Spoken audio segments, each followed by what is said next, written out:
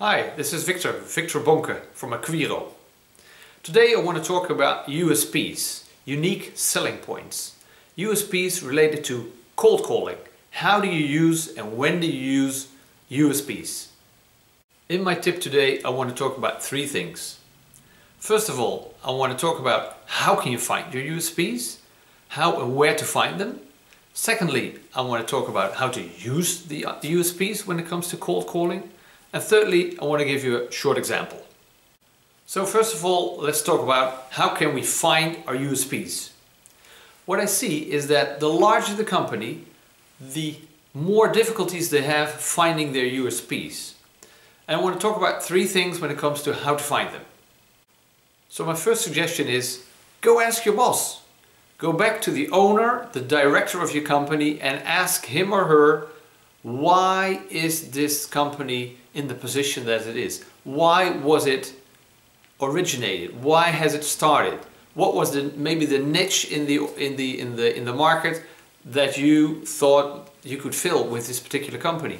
There you can find ideas on what are the USPs of your own company. A second tip on how to find your USPs is to organize a brainstorm session.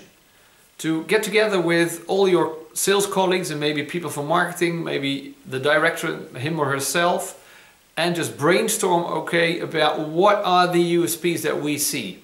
And probably all of you will have different views on what the USPs are. That's fine, that's okay. Get them all together, bring them together and gather all these ideas about the USPs. These are the ones you need. And the third way of finding out what the USPs of your company are just to get your act together, write them down. Think of what do I think are the USPs of the company. Just write them down and share them with your colleagues, and probably they can do the same.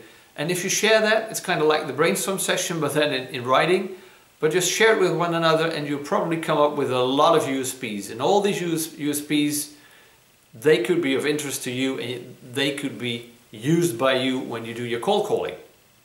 The second point about the USPs I want to discuss is how to use these USPs when it comes to cold calling.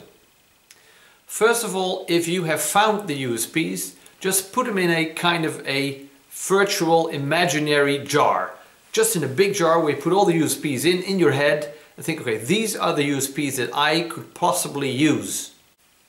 And now that you have all these USPs in your imaginary jar, if you do your cold calling, you just pull out those USPs that you think are appropriate at the moment you cold call.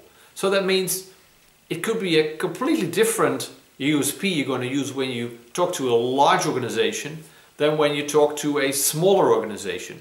Or it could be a totally different one when you call to a local company that is kind of like in the same region as where you are, or whether it's somewhere different in the area. So that was my second point on how to use these USPs. Thirdly, I wanted to give you, as I promised, a short example. And let me give you an example of my own company, Acquisitie.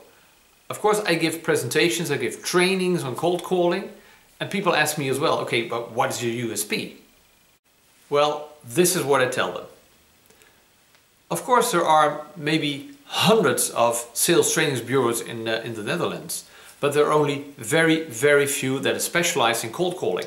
And I'm one of them.